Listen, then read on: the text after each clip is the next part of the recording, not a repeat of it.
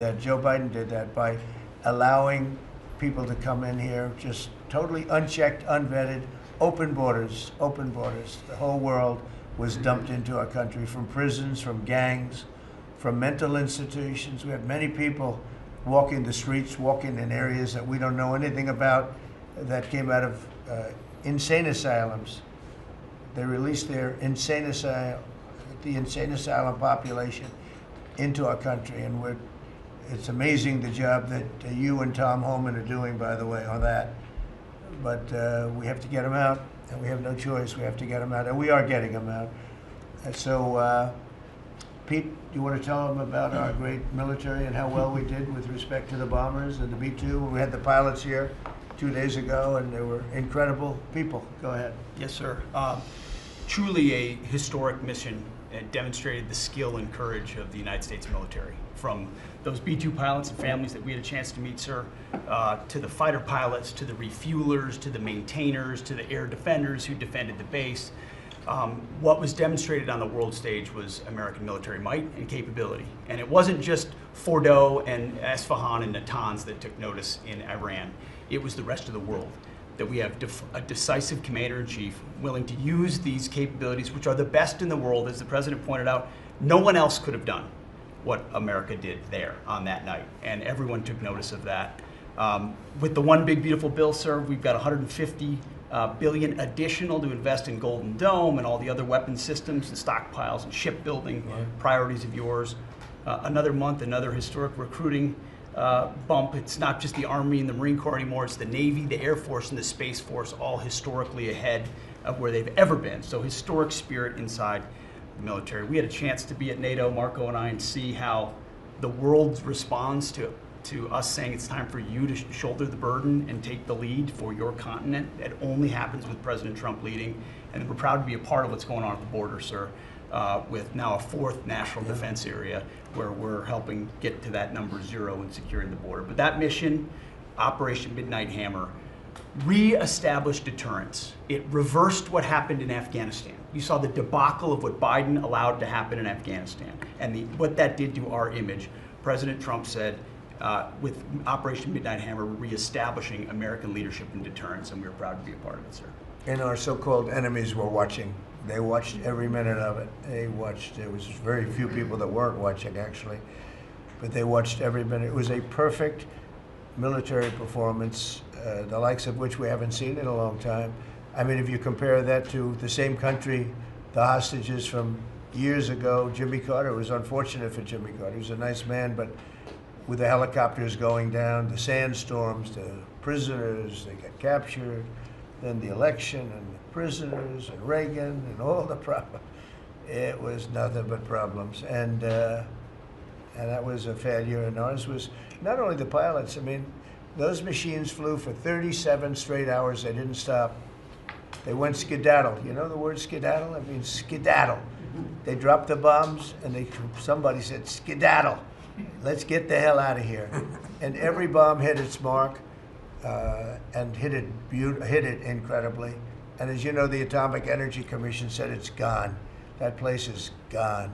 We had a lot of fake reporting, mostly from CNN, where the scammer writer, a writer for CNN, who should be fired, by the way, she was involved with the 51 fake intelligence agents, if you remember that. She did that story, created a story out of it. She created a story out of the laptop from hell, saying it came from Russia, but it actually came from Hunter Biden's bedroom, or worse. Just a scammer, and she's still at CNN, which is pretty amazing. But we'll ask you a question about her. But they came up with this concept that maybe the attack wasn't that good. Maybe it, and I saw it happen right after the attack. I saw this person on CNN. I like to watch the enemy. You learn from the enemy. And I watch, because you have to know where they're coming from.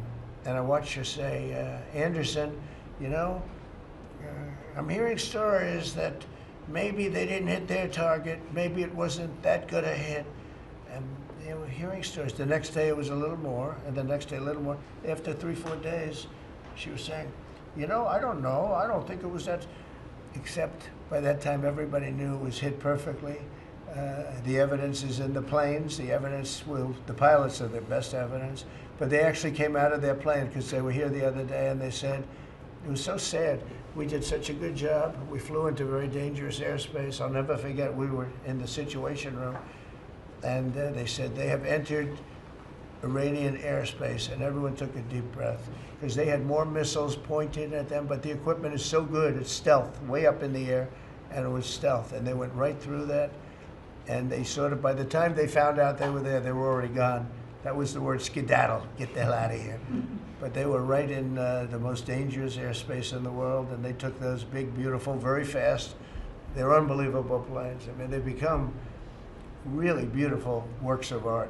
You know, I always thought they sort of were cool, but now they look better than just cool, don't they, huh? But they dropped the loads, and literally they would hit, if you look at this table, from here to there, they had a half a refrigerator door is the way to best explain it. Take a refrigerator door, average size, cut it in half, that was their target. They hit every single one. Then we had 30 missiles, Tomahawk, shot from submarines 300 miles away. Every one of them hit their target. It was a perfect mission. Then they came back, almost 37 hours. Every plane worked perfectly. The mechanics were here too. I said, you got to get the mechanics here. We didn't have any problems. If you remember, they had a lot of problems with the helicopters, but they did fly through a dust storm, which they shouldn't have done. Sometimes you say, let's go back and try it on a nicer day. Dust and sand don't work well with helicopters if you know much about helicopters, but that was a horrible embarrassment to us. Then we had Afghanistan, which I think was the most embarrassing moment in the history of our country, and we would have gotten out. I was the one that got them down. I would have kept Bagram, the big air base, which right now is controlled by China, one among the most powerful runways in the world, thick with concrete and steel. Anything could land, and right now, they were 1 hour away from where China makes its nuclear weapons. I was keeping it.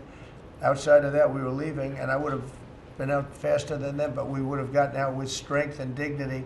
Instead, that was the most botched up mess I've ever seen. They left all that equipment behind, and every year they have a parade running down some third-rate street with the equipment. You know, it's supposed to be Fifth Avenue. It doesn't work. But with all that equipment that they left, they should have taken every ounce of it. I was taking every ounce. I said every screw, every bolt, every nail you take out of there. And Millie said, I remember one time, sir, we're better off leaving the equipment. Why? Well, it's cheaper. I said, cheaper? You mean it's cheaper to leave a $150 million airplane rather than flying it into Pakistan or India or someplace, or just flying it straight home? It's cheaper. Yes, sir. That's when I knew he was an idiot. Didn't take long to figure that one out. But they left all that equipment, but they left their dignity behind. It was the most embarrassing moment, in my opinion, in the history of our country. Not that we got out, we should have not been there, but that we got out the way we got out, with great embarrassment and death. You had 13 young people. I've gotten to know their families very well, but you had hundreds of people killed that nobody talks about. Yet the other side, many people were killed. Many people are walking around with no legs, no arms from that whole thing. They left from the wrong airport. They should have left from Bagram, because Bagram was a big base with hundreds of miles of fencing and territory around it. Nobody would be able to get near it, and they left. So, we've done a great job, and I think people are really starting to see it. They're starting to appreciate it. Pete's done fantastically. That mission was a work of art. And I have spoken to some of our perceived, I don't know if they're enemies, but they're perceived as being potential enemies. And they essentially said the same thing, very impressive. There wasn't a thing that, we didn't lose an engine. We didn't lose, they landed and they were cheered. But the sad thing was they were cheered, and one of the pilots said, we were a little concerned because when we got out, we were told that on television they were reporting that we may have missed our targets. Sir, we hit every target. That's what I do for a living. We hit every target. In fact, when the bombs hit, a yellow haze came over the horizon that I've never seen before. It just lit up the whole horizon, brighter than the sun. It was like looking into the sun. He goes, we hit our target, because you know what that was exploding. And but they were a little downbeat because they listened to that fake CNN reporting and the fake New York Times. They worked together to try and say that it wasn't perfect. They couldn't say what they missed.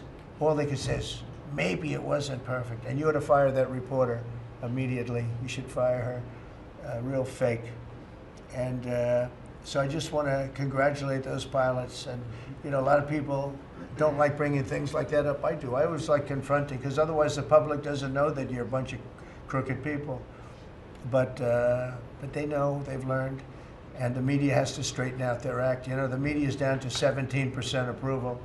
You got to do a little better than that. It's important for the country that you do better. I think they ought to make a lot of changes. I think changes are going to be made to the media, but it's hard to have a really successful country if you have a corrupt media, and we really have a corrupt media. And nobody really knows why. I mean, why would you want to have open borders and criminals pouring into our country? Why would you want to have men playing in women's sports, transgender for everyone? You know, you'll have to figure that out. But some of you don't. I mean, I'm looking at some people, they love the country, but I look at other people and they can't. But we're really proud of our military. It was, and the people that maybe don't like us or want to play games with us, because I think that had you not had the situation in Afghanistan, I don't think Putin would have gone in.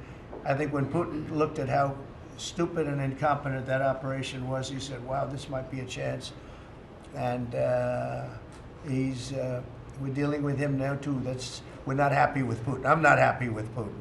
I can tell you that much right now, because he's killing a lot of people. And a lot of them are his soldiers and their soldiers, mostly. And it's now up to 7,000 a week. And I'm not happy.